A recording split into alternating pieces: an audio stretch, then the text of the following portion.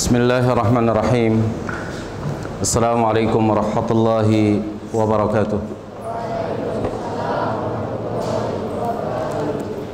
Innal hamdalillah nahmaduhu wa nasta'inuhu wa nastaghfiruh wa na'udzu billahi min shururi anfusina wa sayyiati a'malina. Man yahdihillahu fala mudilla lahu wa man yudlil fala hadiya lahu. Asyhadu an la ilaha illallah wahdahu la syarika lahu wa asyhadu anna Muhammadan abduhu wa rasuluh.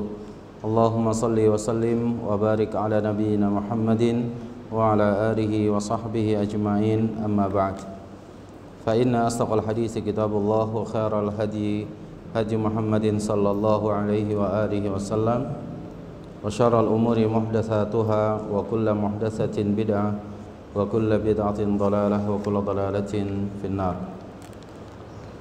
Ikhwatul iman at-talabah wa talibat, a'azzani Allah, para santriwan dan santriwati sekalian, para asatidz dan ustadzat, mursyid dan mursyidah, serta kaum muslimin dan muslimat yang dimuliakan Allah Subhanahu wa taala.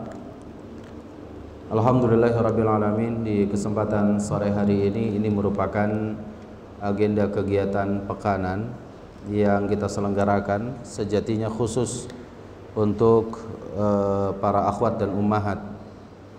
Ya, sudah berjalan dari beberapa waktu kajian setiap Selasa sore. Dulu pembahasannya itu adalah kitab Al-Adabil Mufrad, yaitu hadis Al-Adab Al-Mufrad karya Imam Al-Bukhari rahimahullah taala. Namun insyaallah taala kitab itu pun akan kita lanjutkan nantinya pembahasannya ketika para santri yang lama sudah pada hadir insyaallah dengan kita atau sudah bergabung di Oktober insyaallah taala dengan kita semuanya. Namun kegiatan ini kemudian mencoba kita rubah di kesempatan ini, ikhwan dan akhwat, ya, tetap untuk ngaji. Ya, karena Ustadz melihat kalau hari Selasa sore akhwat ngaji, antumnya yang ikhwan ya pada ke asrama dan acara bebas. Ya, ini kita masa-masa sekarang kita mencoba untuk mengambil manfaat dari waktu kita insyaallah taala. Kitab yang dibahas adalah kitab yaitu Ad-Durus Al-Yaumiyah Minas Sunan wal Ahkam Asy-Syar'iyyah, yaitu pelajaran harian seorang muslim karya Dr. Rashid Ibni Hussein Al-Abdul Karim, ya, hafizahullah taala. Dan insyaallah pembahasan yang ringan bagi kita sekalian. Di kesempatan yang lalu masih membahas tentang bab ikhlas dan juga niat, dan itu permasalahan yang harus senantiasa dijaga oleh kita, yaitu keikhlasan dalam menjalani kehidupan kita di dunia, keikhlasan dalam beramal, keikhlasan dalam menuntut ilmu, keikhlasan dalam beramal soleh, keikhlasan dalam apa saja aktivitas kita. Dan ini sudah kita bahas berdasarkan hadis Rasulullah sallallahu alaihi wasallam, innamal a'mal binniyat, ya, wa innamal likulli imri'in ma nawa. Ya, bahwa setiap amalan itu bergantung dengan niatnya dan setiap orang akan mendapatkan apa yang ia niatkan. Kalau niat kita baik maka akan mendapatkan kebaikan. Kalau niat buruk akan mendapatkan keburukan. Di pasal yang kedua, ya, karena ini ada 330 pelajaran. 330 pelajaran. Dan kita baru masuk ke satu, ya, akan masuk di kesempatan ini yang kedua. Berarti 329 lagi, ya. Kita akan masuk di pelajaran yang kedua, yaitu tentang fadlul ilmi,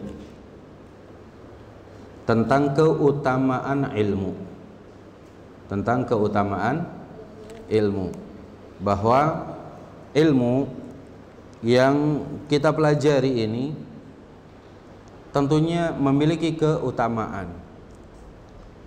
Kalau ilmu yang kita pelajari ini tidak memiliki keutamaan, maka ilmu ini akan menjadi musibah bagi kita. Ya. Ada seseorang mempelajari ilmu, tapi ilmu itu tidak akan ada manfaatnya, tidak bermanfaat untuk kita, maka ilmu itu ya wajib kita jauhi.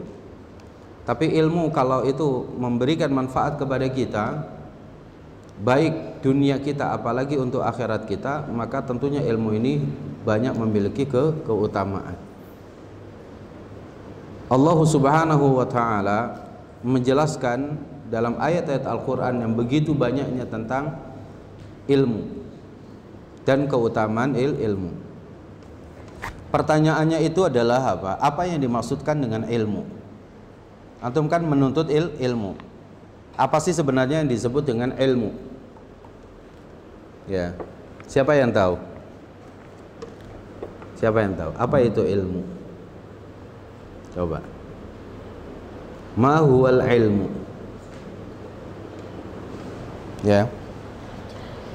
Jadi kita akan mempelajari tentang al-ilmu, yaitu fadlu al-ilm. Al-ilmu. Ya, muncul pertanyaan yang pertama itu adalah apa? Ma huwa. Baik. Syukran. Muncul pertanyaan bagi kita adalah ma huwa al-ilmu. Ya, apa itu ilmu? Jadi kalau antum belajar tentang sesuatu itu, antum belajar ilmu matematika, ilmu bahasa Inggris, atau ilmu bahasa secara umum, ilmu bahasa Arab, ilmu fikih, ilmu tafsir, ilmu hadis, ilmu apalagi sirah misalkan. Pertanyaan yang pertama itu adalah ma huwal ilmu? Apa yang dimaksudkan dengan ilmu? Sehingga ilmu ini punya keutamaan. Kalau antum ingin memiliki suatu keutamaan tentang ilmu, antum ketahui dulu ilmu itu apa. Ya. Siapa yang bisa jawab? Ustadz, alhamdulillah Ustadz, saya kemarin sudah belajar berwudu. Tadinya saya tidak tahu, kemudian sekarang ini saya tahu. Saya sudah mengilmui tentang bagaimana tata cara berwudu. Ma huwal ilmu? Katanya sudah mengilmui, ya kan? Ma huwal ilmu? Coba siapa? Fadhal. Ada? Jangan takut, ya. Jangan takut. Ya. Ilmu bela diri. Tadinya saya tidak tahu gimana cara nangkis, gimana cara nendang. Ilmu tinju, silakan. Pelajari suatu masukan. Ilmu itu mempelajari sesuatu masukan. Untuk apa? Untuk lebih baik. Ya, bagus. Mempelajari sesuatu masukan untuk yang lebih baik. Ya, taib. Yang lain? Taib, fadhal. Ilmu itu pelajaran. Ilmu itu pelajaran. Apa itu pelajaran? Pengetahuan. Apa itu pengetahuan? Ya kan? Kan ada IPA, itu singkatan, kepanjangannya adalah apa? Ilmu pengetahuan alam. Berarti ilmu beda, pengetahuan beda. Ya kan? Seandainya ilmu itu adalah pengetahuan, berarti cukup dong pengetahuan alam atau ilmu alam. Tapi kenapa ilmu pengetahuan alam? Ilmu pengetahuan sosial, IPS. Nah, kan gitu. Saya bisa jawab yang tepat. Ya, fadhal. Secara khusus gimana? Apa saja yang datangnya dari Allah dan Rasulnya, yaitu ilmu. Seperti apa yang datang dari Allah dan Rasulnya? Rezeki ilmu bukan? Hujan Kan datang dari Allah. Al-Quran dan hadis itu sumber ilmunya, sumber ilmu, masadir al-ilm. Sumber ilmu adalah Al-Quran, sumbernya ilmu itu sendiri, ya. Taib. Kalau kita terjemahkan, ya, seseorang bisa dikatakan ilmu tadinya tidak tahu, lalu kemudian menjadi tahu, ya. Mengetahui sesuatu hal, ya, mengenali sesuatu hal atau mengetahui sesuatu hal dengan pengetahuan yang bersifat pasti, ya, bersifat pasti. Contoh, ya, antum lihat ini apa namanya? Ini apa? Gelas. Taib. Ini gelas. Yang ini apa namanya? Tutup. Baik, kita taruh tutupnya. Kalau dalam gelas ini ada apa? Ada air. Air teh atau air kopi? Hah? Air biasa, air putih, air bening, ya kan? Antum yakin nggak bahwa ini bukan teh? Antum yakin nggak kalau ini bukan kopi? Yakin. Itu namanya ilmu. Paham sih itu? Itu namanya ilmu.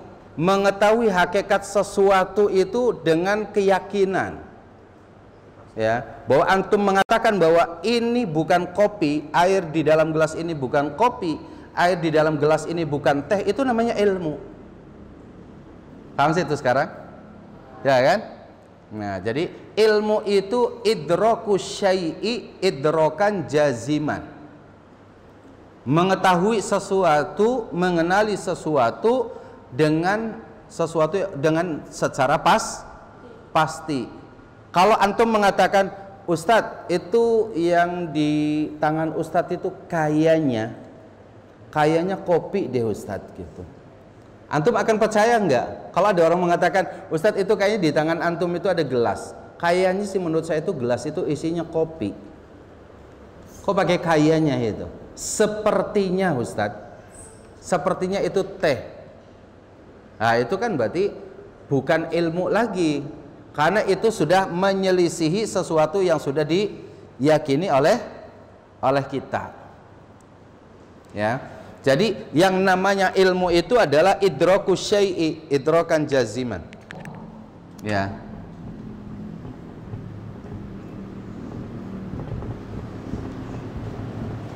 Ya, mengenali sesuatu dengan apa? Sesuatu yang jazim, sesuatu yang pasti, sesuatu yang tidak lagi ada keraguan, harus yakin, ya kan? Saya akan mengajarkan bagaimana tata cara berwudu dengan benar. Antum harus tahu dulu bagaimana ilmu wudunya itu, ya kan? Saya tanya, wudu itu boleh nggak pakai debu? Boleh. Tuh kan? Gimana wudu pakai debu? Antum ambil debu begini, boleh nggak pakai debu? Nggak boleh. Jadi berwudu harus pakai apa? Air. Kalau pakai debu namanya apa? Tayamum. Ya kan? Itu. Jadi berwudu itu pakai air. Nanti ada tata caranya, ya kan? Gitu. Itu namanya mengetahui sesuatu yang bersifat pasti, bukan ragu-ragu lagi. Itu namanya ilmu. Ya. Nah, ilmu ini sesuatu yang sangat berharga di atas muka bumi ini setelah keimanan kita kepada Allah. Ya. Setelah kita dalam hati kita ada keyakinan bahwa Allah Subhanahu wa taala yang menciptakan kita, Allah Subhanahu wa taala yang menurunkan hujan kepada kita, Allah Subhanahu wa taala yang menghidupkan kita, Allah Subhanahu wa taala yang menghembuskan angin, Allah Subhanahu wa taala yang mengalirkan hujan, Allah Subhanahu wa taala yang apa? Membuat ombak itu terus bergulung, misalkan. Itu keimanan namanya. Keimanan. Lalu kemudian kita memiliki ilmu. Memiliki ilmu. Ilmu itu sesuatu yang sangat berharga setelah keimanan dalam diri manusia. Sehebat apapun orang itu punya ilmu, tapi kalau dia tidak punya keimanan, maka dia nilainya nol di sisi Allahu Jalla wa'ala. Saya ulang, sehebat apapun orang itu punya ilmu, tapi tidak beriman kepada Allah Subhanahu wa ta'ala, itu di sisi Allahu Jalla wa'ala, itu orang itu nilainya rendah. Ya, nilainya apa? Rendah di sisi Allah. Maka ilmu ini sesuatu yang penting. Secara umum, bahwa ilmu itu mengenali sesuatu dengan pengetahuan yang bersifat pasti, bukan ragu-ragu, bukan menduga-duga. Itu ilmu secara umum. Nah, ilmu secara khusus itu adalah apa? Ya gitu. Ilmu secara khusus. Kalau secara umum kita udah tahu, ilmu itu mengenali sesuatu, sesuatunya itu adalah air. Antum kenali betul air ini, bahwa air ini bukan kopi, bukan teh. Kalau teh berarti warnanya coklat, kalau kopi agak hitam. Ya. Bedanya air putih bening kayak gini dengan Sprite yang berwarna putih ada bedanya. Kalau Sprite dia bisa bersoda. Ya kan? Antum tahu bedanya air bening putih, air mineral seperti ini dengan apa? Dengan Sprite warna putih juga. Ada perbedaannya, tahu, itu namanya ilmu. Kalau antum hanya melihat air itu dari sisi warna, yang penting itu air betul, itu secara umum. Tapi secara khusus antum harus mengilmui bahwa air ini air mineral, bukan air Sprite. Meskipun warnanya sama. Gitu. Ilmu secara khusus sekarang. Ilmu secara khusus itu adalah ilmu yang dihasilkan ya dari Allahu Jalla wa'ala, dan untuk mengenali Allah Subhanahu wa ta'ala. Ilmu itu dari Allah, dan tujuannya untuk mengenalkan diri kita juga kepada Allah Subhanahu wa ta'ala. Itu yang secara khusus tadi. Ya, ilmu itu datangnya dari Allah, dan tujuannya untuk mengenalkan kita kepada Allah Subhanahu wa ta'ala. Itu ilmu. Bedanya ilmu dengan pengetahuan sekarang. Al ilmu wal ma'rifah. Al ilmu wal ma'rifah. Ilmu pengetahuan, ilmu pengetahuan alam, ya, yaitu ilmu ma'rifatil alam, ya, IPA, ya. Pengetahuan itu bisa dia bersifat apa? Bersifat dugaan, ya, bersifat hipotesa, perkiraan, itu apa? Pengetahuan. Maka pengetahuan itu tidak ada yang bersifat pasti, itu pengetahuan. Ya. Misalkan contoh, di atas kepala kita atau di langit yang kita lihat itu, pengetahuan kita kalau ada awan, ya, itu biasanya turun hujan, ya kan? Biasanya turun hujan. Itu pengetahuan manusia. Ya, tapi itu bukan ilmu, sekedar pengetahuan, karena bisa saja itu meleset, karena diduga kalau sudah ada awan itu mendung, setelah mendung hujan. Pertanyaannya, apakah setiap mendung itu hujan? Tidak. Jawabnya tidak. Maka itu bersifat pengetahuan. Tapi kalau ilmu itu sudah bersifat pasti. Ya, ilmu itu bersifat pasti. Kalau hujan itu turunnya dari atas ke bawah, itu hujan, pasti enggak? Pasti. Ya. Kalau tiba-tiba ada air sampai ke lapangan kita, tidak ada hujan, tidak ada turun air dari atas, tapi tiba-tiba apa? Lapangan Hamalatul Quran ini banjir. Antum akan mengatakan hujan atau enggak? Enggak. Ya, mungkin juga ada air kiriman dari dari irigasi dan yang lainnya. Bukan hujan. Kalau hujan darah, nah itu namanya ilmu. Jadi berbeda antara ilmu dan pengetahuan. Nah, ilmu secara khusus itu datangnya dari Allah Jalla wa'ala, dan ilmu itu dimanfaatkan untuk mengenal Allah Subhanahu wa ta'ala juga. Bagaimana kita mengenali Allah Subhanahu wa ta'ala? Itulah perbedaan orang yang berilmu dengan orang yang tidak berilmu. Manakala dia setelah berilmu itu, apakah dia kenal Allah atau tidak? Seorang filsafat misal, seorang filosof ya, dari Yunani misalkan, sebut saja misalkan Aristo atau Aflatun ya, Aristo atau Aflaton, tokoh filsafat Yunani ya, Aristo atau Plato. Dia katanya orang tercerdas di dunia ya, tercerdas di dunia. Dia berpikir terus tiap hari itu. Atau mungkin penemu listrik. Siapa? Thomas Alva Edison misalkan ya, dia kan menemukan listrik ya. Atau misalkan Einstein misalkan ya,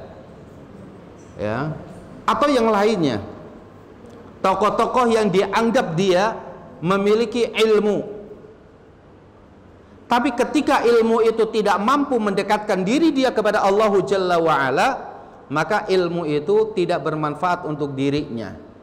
Mungkin dia bermanfaat bagi orang lain. Itu seperti lilin, bisa menerangi orang lain tapi membakar dirinya sendiri, melelehkan dirinya sendiri.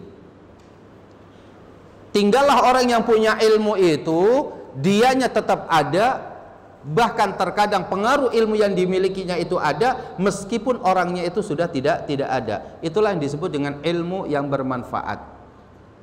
Ilmu yang bermanfaat, orangnya sudah nggak ada. Sebut saja misalkan penulis kitab Riyadhus Shalihin atau kitab Arba'in Nawawi, Al-Imam Abu Zakaria Yahya bin Sharaf An-Nawawi. Antum pelajari kitab Arba'in Nawawi, seakan-akan Imam Nawawi itu masih ada di depan kita. Namanya sering disebut-sebut, kitabnya di setiap rumah-rumah muslim itu ada. Seakan-akan orangnya masih ada, padahal itu sudah sekian ratus tahun berlalu dari kehidupan kita.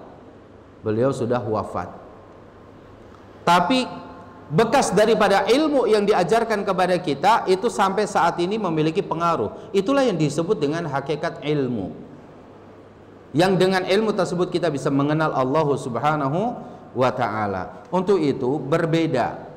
Allah katakan dalam surah Az-Zumar ayat 9, Qul hal yastawil ladzina ya'lamun wal ladzina la ya'lamun. Apakah sama orang-orang yang berilmu, yang mengetahui sesuatu dengan pengetahuan yang bersifat pasti, wal ladzina la ya'lamun, dengan orang-orang yang tidak memiliki ilmu, tidak memiliki pengetahuan yang bersifat pasti?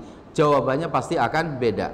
Sekarang saya tanya, misalkan contoh, antum berilmu atau tidak bisa kita kelihatan atau bisa teruji. Saya tanyakan, sholat 5 waktu itu wajib atau tidak? Wajib. Saya tanya, apa dalil sholat 5 waktu itu wajib? Ya, kalau antum jawabnya, ya Ustadz, sholat 5 waktu itu wajib, zuhur, asar, maghrib, isya, dan subuh, sholat itu wajib. Saya tanya, mana dalilnya? Kata bapak saya. Itu dalil bukan? Bukan. Kata guru SD saya, Ustadz. Dalil bukan? Bukan. Ya. Tapi ketika ada santri yang mengatakan, Ustadz, salat itu hukumnya wajib. Allah berfirman, aqimus salat wa atuz zakat. Dirikan salat, tunaikan zakat. Ya. Lalu kemudian tata cara salat Rasulullah mengajarkannya.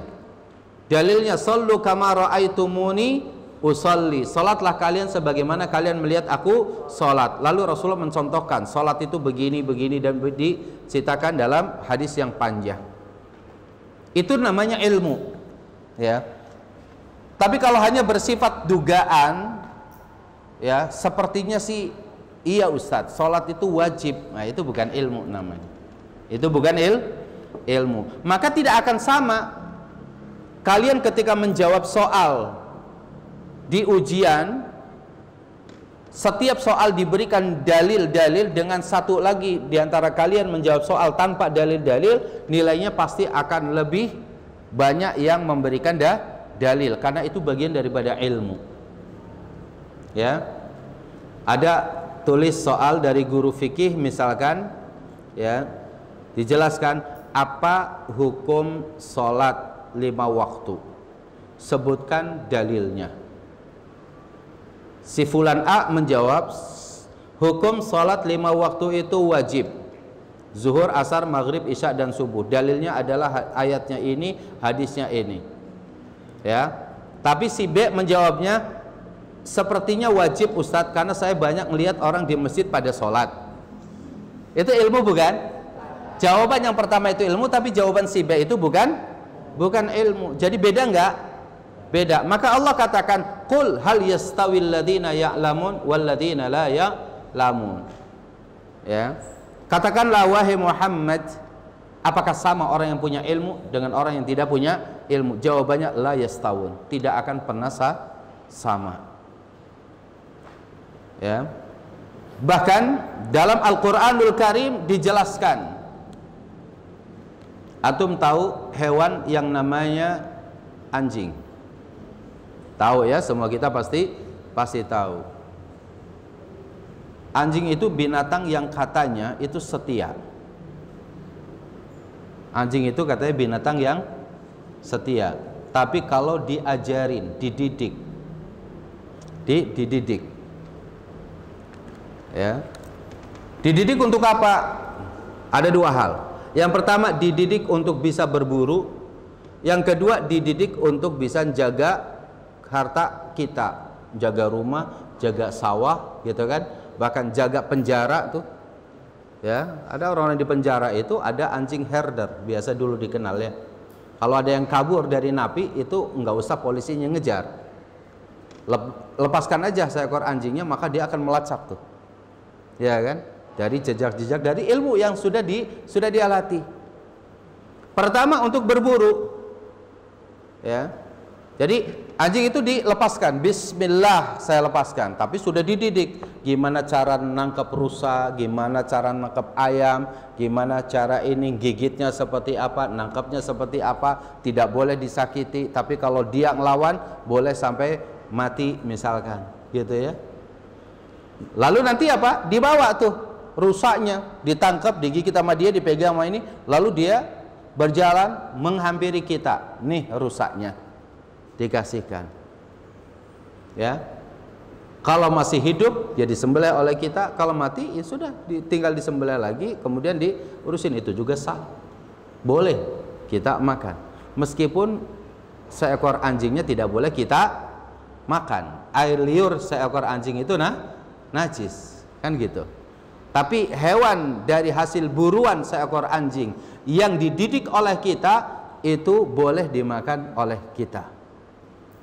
Tapi antum dapati ini, lagi duduk di depan asrama, tiba-tiba ada seekor anjing, yaitu membawa ayam, ya, bawa ayam, lalu tiba-tiba duduk di depan kita, lalu dilemparkan ayam itu ke kita, ya. Tapi kita nggak pernah mendidik dia, tidak pernah mengajarkan. Ayamnya dilemparkan sudah dalam keadaan mati, jadi bangkai, tidak boleh dimakan. Apa bedanya? Bedanya dididik atau tidak dididik, ya. Seekor anjing yang dididik dengan apa yang Allah ajarkan kepada kita, maka hasil buruannya boleh dimakan oleh kita. Tapi hewan yang halal yang ditangkap atau digigit oleh seekor anjing yang tidak dididik oleh kita, maka itu tidak halal bagi kita. Kalau seekor anjing saja yang terdidik dengan yang tidak terdidik itu bisa dibedakan, apalagi manusia. Paham sini? Jadi sama nggak orang berilmu dengan tidak berilmu? Tidak sama. Tidak sama. Ustadz sering mencontohkan, ya, pemborong bangunan dengan kenek itu gajinya banyakan mana? Ya, atau tukang dengan kenek itu gajinya banyakan mana? Gajian banyakan tuh tukang. Supir angkot dengan keneknya itu gajinya besaran mana? Hah? Supir angkot nih yang nyetir dia, yang nyetir. Dengan yang ayo yuk Jakarta sekian gitu ya. Itu banyakan mana kira-kira? Supir. Kenapa? Karena supir punya keahlian, punya ilmu. Maka ilmu itu membawa kemuliaan dan membawa keutamaan. Begitu juga manusia. Kalau manusia itu punya ilmu, maka dia lebih utama jika dibandingkan dengan yang tidak memiliki ilmu. Untuk itulah dalam surah Al-Mujadilah ayat 11, ya, Allah katakan apa? Yarfa'illahu alladhina amanu minkum walladhina utul ilma darajat. Allah akan mengangkat orang-orang yang beriman di antara kalian dan orang-orang yang punya ilmu darajat dengan beberapa derajat. Di sini dikatakan dalam surah Al-Mujadilah. Ya, tadi ayat yang pertama itu di sini dikatakan yaqul hal yastawil ladzina ya'lamun wal ladzina la ya'lamun. Ya. Orang yang berilmu dengan yang tidak berilmu. Bedanya dengan la di sini. Ada la-nya. Ya'lamun dan la ya'lamun. Pasti jawabannya beda. Itu berbeda. Yang kedua, dalam surah Al-Mujadilah Allah katakan apa? Yarfa. Ya, yarfa'illahu alladhina amanu minkum walladzina utul ilm darajat. Ya. Pertama, Allah itu akan mengangkat derajat siapa? Orang-orang yang beriman. Di sini beriman. Yang kedua, orang-orang yang berilmu. Maka tadi Ustadz katakan bahwa nikmat ilmu adalah nikmat yang paling besar setelah nikmat apa? Nikmat keimanan. Ya. Kalau ada orang yang berilmu, yang satu beriman, yang satu tidak beriman, mana lebih mulia? Yang beriman itu lebih mulia. Ya, untuk itulah para ulama itu ketika dia memiliki keimanan dan juga sekaligus memiliki ilmu, maka derajat ulama itu diangkat oleh Allah Jalla wa Ala. Orangnya sudah meninggal ratusan tahun, tapi namanya terus-terus disebut-sebut oleh seluruh kaum muslimin. Ya, ini jadi keimanan itu adalah nikmat yang pertama kali yang harus kita syukuri. Yang kedua, nikmat kita punya ilmu. Kalau kita ingin diangkat derajatnya oleh Allah, derajat diangkat oleh Allah Jalla wa Ala, maka apa? Hendaklah kita punya apa? Punya ilmu setelah kita punya keimanan. Ada seorang, ya, ada seorang anak ini cacat, ya, seorang anak ini cacat. Setiap kali dia bermain dengan teman-temannya, maka dia selalu dibully atas kecacatannya ini. Ditertawakan, kemudian tidak sedikit dihinakan dan yang lainnya. Ibunya setiap kali pulang mendapati anak ini nangis. Ya, sampai terus menginjak remaja, anak ini terus dibully oleh teman-temannya. Apa kata ibunya? Dia mengatakan, ada satu hal, jika kamu mau bisa menundukkan semua orang yang pernah mentertawakan Anda, mentertawakan kamu harus menuntut ilmu. Kamu harus menuntut ilmu. Dengan ilmu, maka apa? Semua orang itu akan tunduk di bawah ilmu. Termasuk orang yang punya harta. Maka apa? Mulailah ibunya terus memberikan ilmu, membawa ke seorang ulama ini, diajarkan ilmu, datang ke ulama ini, diajarkan ilmu, sampai kemudian apa? Dia menjadi seorang ulama. Siapa yang duduk di majelis ulama ini adalah dari khalifah datang untuk duduk di majelis ilmu. Khalifah, presiden datang dia. Ya, orang-orang yang kaya duduk di majelis dia.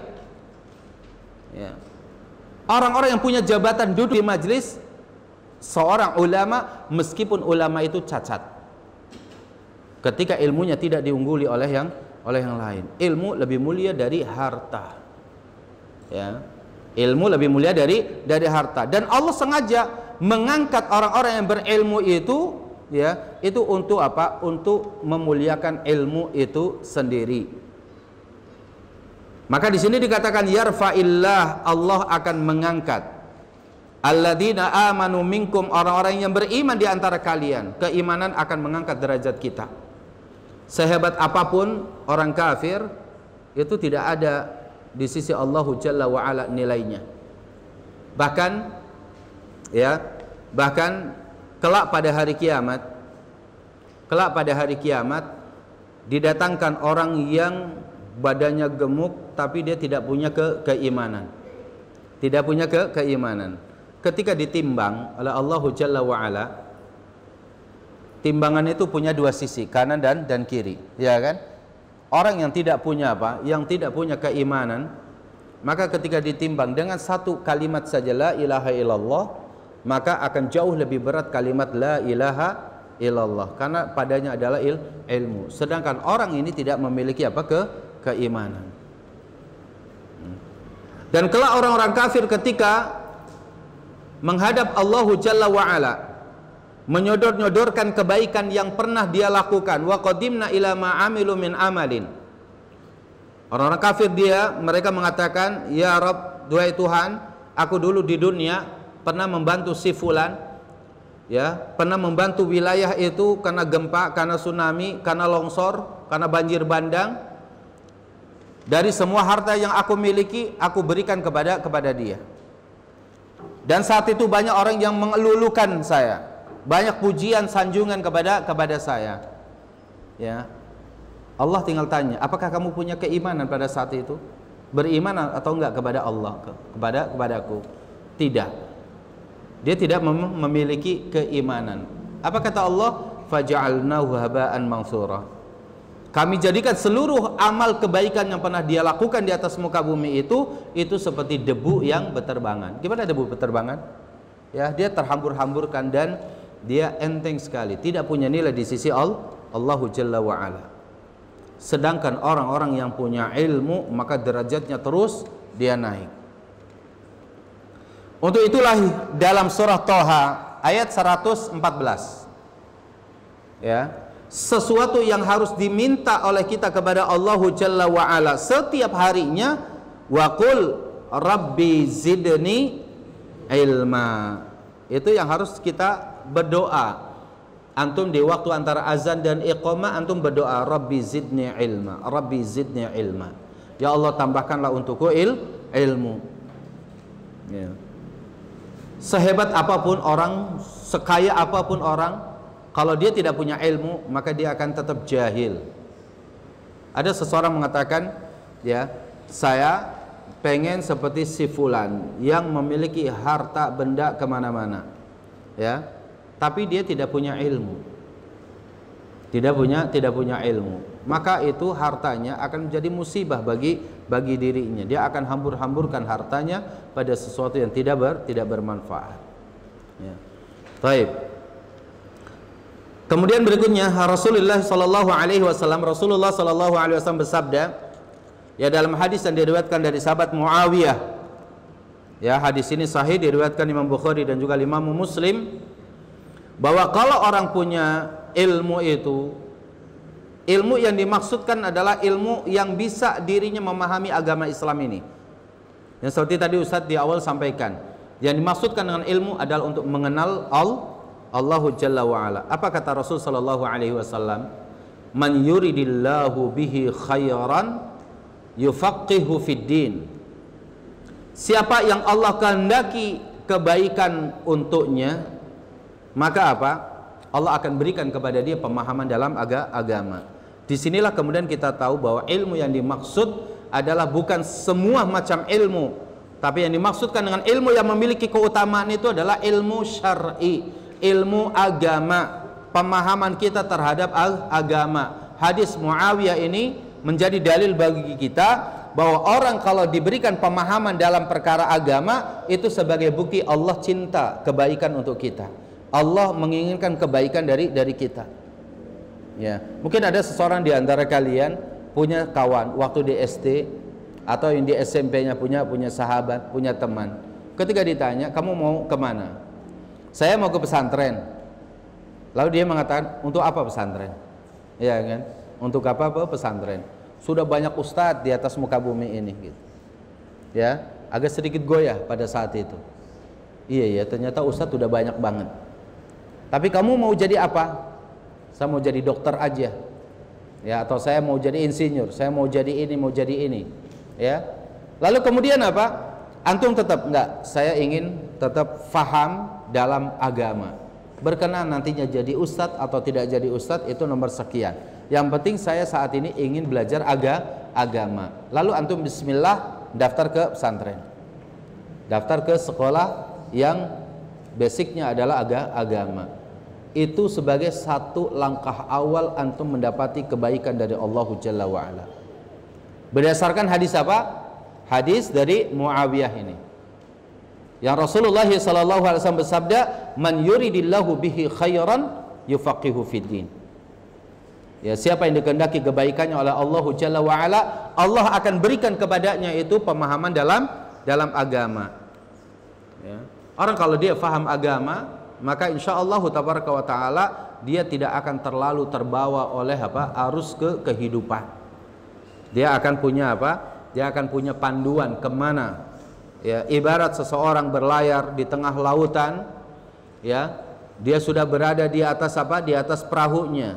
Tapi dia tahu ilmunya bagaimana cara mengarahkan perahu ini, bagaimana kalau ada angin dari barat sedangkan dia sedang ke timur, bagaimana cara menjalankannya. Kalau dia ingin ke timur ternyata ada angin dari selatan, bagaimana cara mengibarkan layarnya misalkan. Karena dia punya ilmu. Tapi kalau dia tidak punya ilmu, ombak pun dia akan terus ditabrak-tabraknya sama perahu tersebut. Selama tidak tapi perahu itu hancur, iya. Itulah orang yang berjalan di atas muka bumi tanpa ilmu. Ya. Kemudian hadis yang berikutnya dari sahabat yang mulia Abu Darda radhiyallahu an. Ya, hadis yang diriwayatkan dari sahabat yang mulia Abu Darda radhiyallahu anhu. Qala, ia berkata, "Sami'tu Rasulullah sallallahu alaihi wasallam yaqul," aku mendengar Rasulullah sallallahu alaihi wasallam bersabda, "Man salaka sabilan," siapa yang meniti suatu jalan, "yabtaghi bihi ilman," di atas jalan itulah dia mencari ilmu. Siapa yang meniti satu jalan dan di atas jalan itulah dia menuntut ilmu, "sahhalallahu lahu tariqan ilal jannah," Allah akan berikan kemudahan kepadanya jalan menuju surga. Di sini ada kaitan yang sangat erat yang harus dipahami oleh para santri sekalian, bahwa ilmu itu adalah tariqun ilal jannah. Ya, ilmu itu adalah tariqun ilal jannah. Ilmu itu adalah satu jalan dia menuju surga Allah Jalla wa'ala. Ya. Jadi kalau orang dia berjalan menuntut ilmu, dia berada di atas jalan dalam rangka dia menuntut ilmu, ini sama hukumnya dia sedang menuju ke surga Allah Subhanahu wa ta'ala. Ya. Ini ilmu adalah tariqun ilal jannah. Satu jalan menuju surga Allah Subhanahu wa ta'ala. Dan di sini Rasulullah berjanji bahwa kalau orang berjalan menuntut ilmu, jalan menuju surga itu dimudahkan. Ya, jalan menuju surga itu dimudahkan. Sahhalallahu lahu tariqan ilal jannah. Allah akan berikan kemudahan kepadanya jalan menuju surga. Jadi kalau kita dapati di sini al ilmu itu sama dengan tariqun ilal jannah. Itu yang harus menjadi apa? Semangat kita semuanya, bahwa kalau orang tahu di depan kita itu ada surga Allah Jalla wa Ala, maka apa?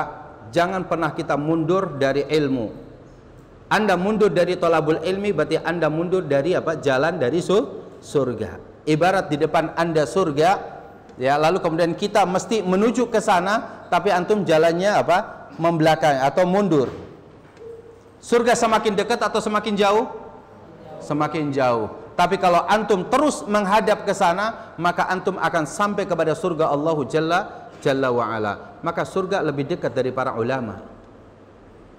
Ya, surga itu lebih dekat dari para ulama. Kenapa bisa demikian? Berdasarkan hadis. Karena ulama itu pewaris para nabi. Seluruh para nabi dijamin masuk surga. Seluruh para nabi dijamin masuk surga. Al-ulama'u warathatul anbiya. Al-ulama'u warathatul anbiya. Ya. Para ulama itu pewaris para nabi. Para nabi masuk surga semua enggak? Pak, seluruh para nabi masuk surga semua. Berapa jumlah nabi? Siapa yang tahu? 100? Berapa? 25. 24. Berapa? 25. 25. Sedikit amat ya. Berapa jumlah nabi? 700. Ayo, berapa lagi? Tak terbatas. Ya, nggak dibatasi, susah nanti semua orang jadi ngaku nabi. Ya kan? Dalam riwayat dikatakan bahwa nabi itu berjumlah 124.000 nabi. 124.000 nabi. Ya. Dari mereka kemudian Allah pilih kurang lebih 315 atau ada yang mengatakan 313-an. Itu menjadi rasul. Allah pilih menjadi rasul. Nabi dan rasul ada sisi perbedaan meskipun ada kesamaannya. Seluruh para nabi dan para rasul masuk surga. Dan itu diwariskannya kepada para ulama. Ulama itu siapa? Alladzina dzu ilmin. Ya, secara umumnya kan begitu. Ulama itu orang yang punya ilmu. Kalau Nabi mewariskan kepada para ulama itu adalah ilmu, maka ilmu itulah akan mendekatkan diri kita kepada surga Allah Subhanahu wa taala, karena para nabi dan para rasul semuanya masuk ke dalam surga Allah Jalla wa Ala. Ustaz, kalau gitu enak banget dong jadi nabi dan jadi rasul. Ya kan?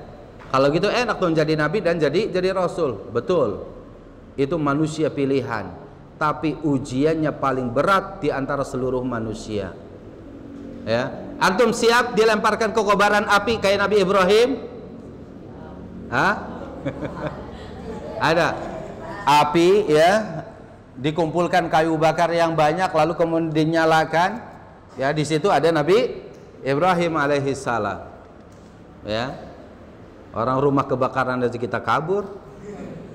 Tapi itu dalam rangka menyelamatkan diri, ya harus. Tapi kalau Nabi Ibrahim dipaksa untuk berada di dalam apa? Kobaran api tersebut, sampai Allah yang menyelamatkan. Api yang panas itu jadi apa? Jadi dingin. Itu hukum dunia. Kalau Allah sudah menghendaki, tidak akan ada yang bisa merubahnya. Ya kan? Hukum dunianya api itu panas atau dingin? Panas. Tapi mestinya membakar atau tidak? Membakar. Tapi kenapa Nabi Ibrahim ada di tengah-tengah kobaran api, tapi tidak sedikit pun dari kulitnya yang terbakar, bahkan pakaiannya masih utuh? Berarti hukum dunia dipakai nggak di situ? Di hadapan kehendak Allah tidak ada yang bisa mengalahkan hukum Allah Jalla wa Ala. Ya, ya narukuni bardan wasalaman ala Ibrahim. Wahai api, jadilah kamu itu dingin. Ya, dan berikan keselamatan kepada siapa? Nabi Ibrahim alaihis salam. Nabi Zakaria alaihi salam dikejar-kejar oleh umatnya yang durhaka kepadanya, lalu bersembunyi di dalam pohon. Pohonnya di apa? Tebang. Mati enggak? Mati.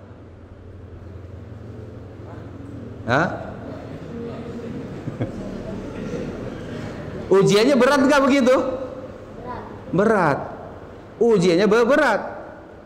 Nabi Yunus alaihissalam dia dakwah, ya, sampai umatnya membencinya. Lalu kemudian apa? Dilemparkan ke dalam laut. Setelah dilemparkan, nggak tahu dalam riwayatnya pasti renang atau tidak, tapi ada ikan besar yang melalapnya, memakannya, gitu ya, mencaploknya, ya kan? Antum kalau jatuh di tengah laut gimana? Ya kan? Itu ujiannya. Ya, ujian Nabi kita Muhammad sallallahu alaihi wasallam tidak kalah beratnya dengan ujian seluruh para nabi dan para rasul. Di kota Mekah sudah diintimidasi, disakiti, bahkan oleh pamannya sendiri Abu Lahab misalkan, dan juga yang lain-lain dari kerabat-kerabatnya, sampai kemudian meminta bantuan ke keluarganya yang ada di Taif, dengan harapan keluarga Rasul yang ada di Taif itu bisa membela beliau. Tapi ternyata keluarganya di Taif itu juga sudah dihasut oleh petinggi-petinggi kafir Quraisy. Ketika Rasul Shallallahu Alaihi Wasallam datang ke Taif, bukannya disambut, tapi disambit oleh batu, lemparin batu. Ya, bahkan seluruh anak-anak itu juga melempari batu pada Rasul, sampai kepala kena, gigi kena, kaki kena, sampai berdarah-darah. Ya, itu ujian seluruh para nabi dan para rasul. Ujiannya sangat berat. Dan perjalanan dakwah tidak berhenti meskipun apa? Diintimidasi seperti itu. Tetap dia mengajarkan Islam, mengajarkan ilmu, mengajarkan agama kepada manusia. Ya. Dari sinilah bahwa ilmu itu, karena para nabi, para rasul itu yakin bahwa setelah keimanan dia kepada Allah, setelah ilmu ini ada surga yang sangat indah, ada surga yang ingin ditempati dengan penuh dengan kenikmatan. Orang yang menuntut ilmu tahu bahwa di hadapannya ada surga yang akan dia huni, dia tidak akan pernah malas. Ya, dia tidak akan pernah berhenti untuk menghafal. Dia tidak akan pernah berhenti merasa lelah, merasa capek hadir di majelis ilmu, kalau kita faham bahwa di hadapan ilmu di sana ada terminal yang disebut dengan surga, yang kita akan melalui jalan ke sana. Ya, ini penting permasalahan ini, bahwa siapa yang meniti suatu jalan di mana di atas jalan itulah dia menuntut ilmu, surga Allah sediakan untuk kita semuanya. Ya. Nah, inilah yang sangat penting untuk kita semua kita fahami, ya, bahwa surga itu kita akan dapati dengan ilmu. Kalau antum terus, ya, meniti ilmu, maka insyaallah tabaraka wa taala antum sedang meniti jalan menuju surga Allah Jalla wa Ala. Kelanjutan hadisnya dikatakan, wa innal malaikata la tadau ajnihataha li talibil ilmi ridwan bima yasna. Sesungguhnya para malaikat itu meletakkan sayap-sayapnya untuk setiap para penuntut ilmu sebagai bentuk keridhaan terhadap apa yang sedang dituntut, sedang diperbuat, sedang dilakukan oleh para penuntut ilmu. Bahkan sebagian para ulama mendefinisikan la tad'u ajnihataha, makna al-wad'u di situ adalah apa? Malaikat ketika mengepakkan sayapnya itu, ini merendahkan, sayapnya direndahkan, ya, di atas tanah, di atas ini apa namanya, ya, direndahkan dua-duanya begini, lalu kemudian apa? Para penuntut ilmu semuanya duduk di atas, ya, sedang duduk di atas sayapnya. Seorang ulama menerjemahkan la tad'u ajnihataha, meletakkan sayap-sayapnya untuk jadi alas, biar dia tidak kedinginan, biar dia tidak kesakitan, biar tidak apa, di bawah itu ada apa? Sayap para malaikat. Dan sayap malaikat itu lebar, dijelaskan dalam hadis, ya. Kalau sekedar untuk apa? Para penuntut ilmu di hamalatul Quran mungkin cuman sedikit saja bagian dari, ya, sayap malaikat tersebut. Semuanya kita sedang berada di atas sayap para malaikat. Kenapa malaikat itu sampai melakukan hal itu? Ridon bima yasna, ridho bentuk kerelaan terhadap apa yang sedang kita tuntut. Kita menuntut apa? Ilmu. Malaikat itu ridho dengan kita. Ya. Jadi kalau sayap malaikat aja diduduki oleh kita, malaikat itu senang, ya. Bagaimana kemudian kalau apa? Kalau kita sebagai seorang penuntut ilmu. Mungkin buku kita dipinjam oleh teman, teman itu pengen baca, ya kan? Mungkin sandal kita dipinjam sama kawan kita. Mungkin kan kita semua para penuntut ilmu. Ini mestinya marhaban bi talibil ilmi, ya. Selamat kepada para penuntut ilmu. Lalu selanjutnya, wa innal alima la yastaghfiru lahu kullu syai'in hatta al-hitanu fil ma. Sesungguhnya orang yang punya ilmu, la yastaghfiru lahu kullu syai', segala sesuatu itu akan memintakan ampunan untuk setiap para penuntut ilmu, sampai ikan yang berada di lautan, sampai ikan-ikan yang berada di dalam air. Jadi kalau antum nih di rumah misalkan punya akuarium, ya, antum taruh tuh ikan, akuarium situ ada ikan, antum punya kolam, ya, antum punya kolam, mau ikan lele lah, mau ikan apa, mau apa gitu kan, atau misalkan antum punya solokan diisi itu, atau punya kolam, atau punya apa, la yastaghfiru lahu kullu syai' hatta al-hitanu fil ma. Dia setiap harinya ketika antum lihat lagi baca buku nih, antum lagi baca buku nih, lagi baca buku, ikan-ikan itu la yastaghfiru lahu, memintakan ampunan untuk kita, ya Allah ampuni si fulan karena dia sedang membaca, ampuni si fulan karena dia sedang menghafal, ampuni si fulan karena dia sedang ya, sedang dia murojaah. Ustadz, emang dia tahu Ustadz kita berada di daratan, ikan itu di lautan? Satu persatunya betul, ikan mungkin tidak tahu. Akan tetapi doanya setiap hari ya Allah ampuni semua orang di atas muka bumi ini yang mereka semua sedang membaca Al-Quran, yang semuanya sedang menuntut ilmu, yang semuanya juga dia sedang menghafal, semuanya sedang murojaah, semuanya sedang sedang memahami ilmu. Ampuni mereka semuanya. Sampai enggak doanya? Sampai. Sebagaimana antum, ya, mendoakan misalkan qala al-muallifu, qala al-imam an-Nawawi rahimahullah, ya, berkata al-imam an-Nawawi semoga Allah merahmati beliau. Beliaunya kan nggak kenal dengan kita, ya kan, tapi doanya sampai kita kepada beliau. Begitu juga ikan-ikan yang berada di dasar lautan, ya, hatta al-hitanu fil ma. Ini adalah keutamaan ilmu itu adalah bisa mendatangkan istighfar. Ini poin yang penting. Keutamaan ilmu itu bisa mendatangkan ampunan Allah untuk kita.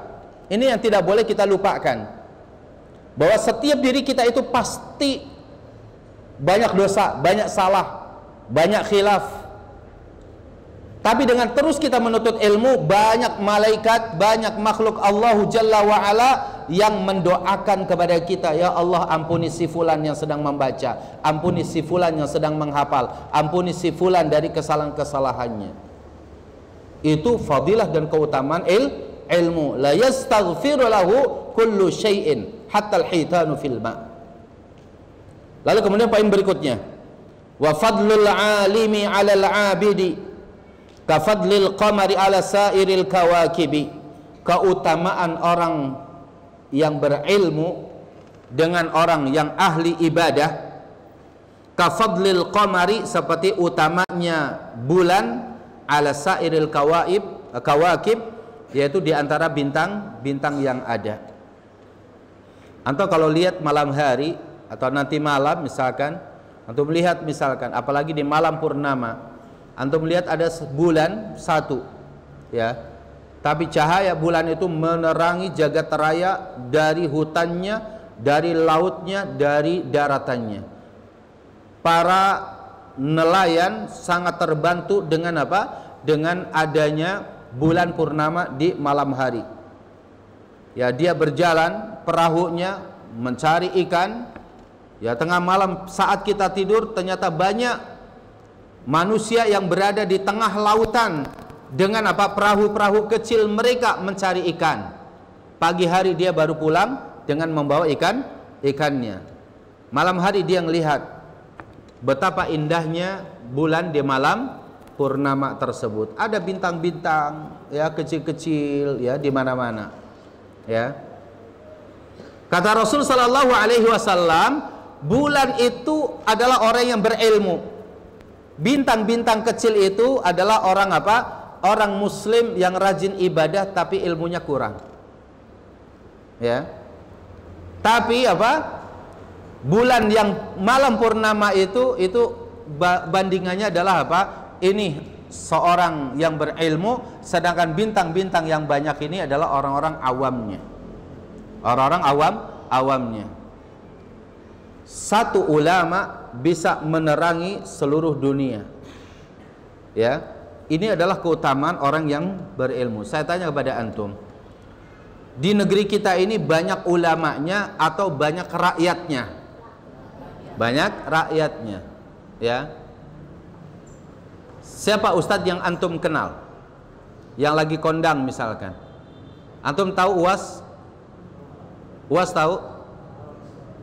Siapa? Hah? Ustadz Abdul Somad. Kenapa enggak Ustadz Abdul Syukur? Hah?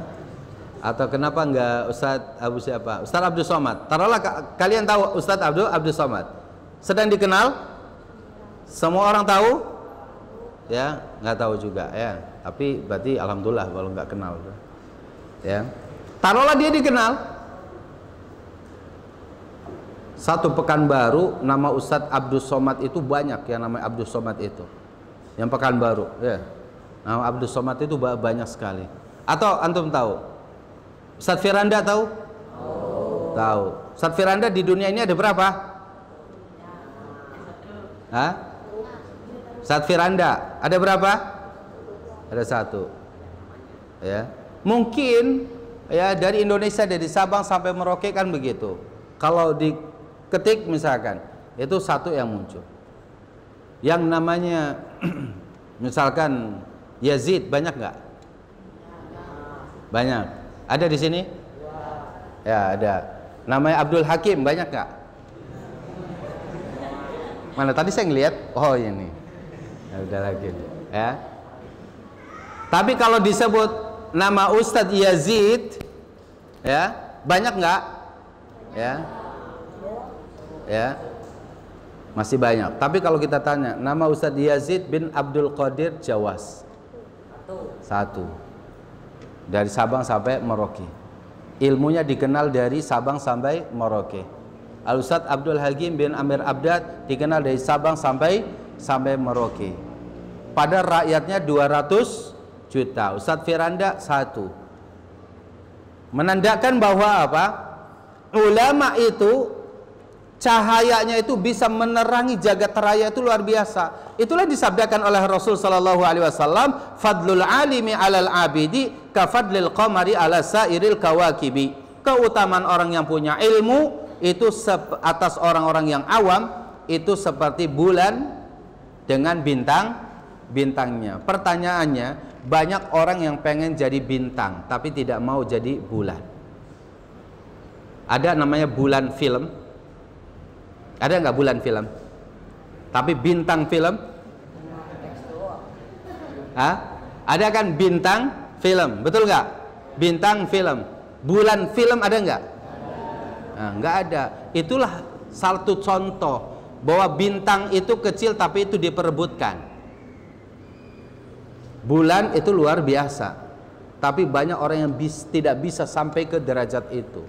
Hanya orang-orang pilihan Allahu Jalla wa'ala. Kalau antum mau cari, jangan cari jadi bintang. Bintang itu banyak. Ya, antum jadi apa? Jadi bulan. Bagaimana cara jadi bulan? Jadi ulama. Jadi ulama. Antum kalau jadi ulama, ya, di satu kabupaten antum sendiri itu sudah antum udah dikenal masyarakat sebagai orang yang berilmu, yang tawadhu, yang mengajarkan ilmu dan yang lainnya, itu luar biasa. Ya, paham sini? Ya, taib. Wa innal ulama warasatul anbiya, dan para ulama itu pewaris para nabi. Innal anbiya lam yuwarisu dinaran wala dirhama. Para nabi tidak pernah mewariskan dinar dan dirham. Innama warasul ilma. Sesungguhnya para apa? Akan tetapi para ulama itu, para nabi itu mewariskan ilmu. Jadi ilmu itu diwariskan oleh para ulama itu yang kita ambil. Faman akhadahu akhadha bihadin wafir. Artinya kalau kita pengen mendapatkan bagian yang banyak, ambil ilmunya. Kalau kita ingin dapat warisan yang banyak dari para ulama, ambil ilmunya. Inilah yang harus kita fahami. Antum di sini 3 tahun kalau untuk sanawiyah, tambah 3 tahun lagi kalau aliyah. Kalau di sini nggak pandai-pandai mengambil ilmu dari apa yang ada di sini, maka antum keluar dari sini tidak punya ilmu. Berarti antum tidak akhadha bihadhin wafir. Antum tidak mengambil jatah antum yang banyak di sini. Ya kan? Dan ini ada permasalahan yang harus kita harus kita jaga terus, bahwa ilmu itu sesuatu yang memiliki keutamaan sebagaimana yang Ustadz sudah sampaikan, ya. Insyaallah tabaraka wa taala inilah fadlul ilmi, keutamaan ilmu di pasal yang kedua. Semoga hal ini bermanfaat untuk saya dan juga untuk antum sekalian, ya. Insyaallah kita akan kembali berjumpa di hari Selasa dengan pembahasan fadlu ta'limin nas wa da'watihim ilal khair. Dan insyaallah tabaraka wa taala di pekan yang akan datang, antum yang ikhwan, kita akan ngaji Selasa seperti ini, akhwat di belakang, dan antum bawa buku catatan. Pelajaran kita ad-durus al-yaumiyah, ya, yaitu pelajaran harian kita dari sunnah-sunnah dan hukum-hukum syar'i Dr. Rashid Ibnu Hussein Al-Abdul Karim. Hari Selasa setiap ba'da asar insyaallah tabaraka wa taala. Khusus untuk akhwat di sore hari ini setelah kajian ini selesai, mohon untuk tidak meninggalkan masjid, ya, karena akan ada presentasi dari wali santri kita, ya, wali santri kita tentang pentingnya air kesehatan ataupun bagaimana untuk menjaga kesehatan melalui minum dengan air yang bersih.